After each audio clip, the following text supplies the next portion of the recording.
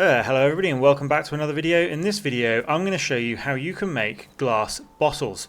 So to begin with, you need to get some proper sand. Now what I mean by that is that the sand that you get has to be from a oceanfront sandy area. You can't just use regular sand like this. The rubble unfortunately can't be used. So you can see there I just looted some white sandstone rubble. That's not going to cut it. It has to be the proper sand, which is this sand here. It's just called regular old sand.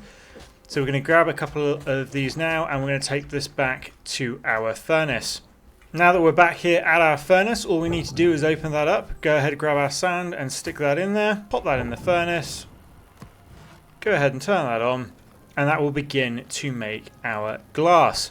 So there you go, we've now got an empty potion bottle, and if you've got an alchemy table already up, you can now go ahead and start to craft your potions. You will obviously need to get other ingredients, which we will cover in another video, but that is how you get empty potion bottles in Hytale. I hope that this tutorial has helped.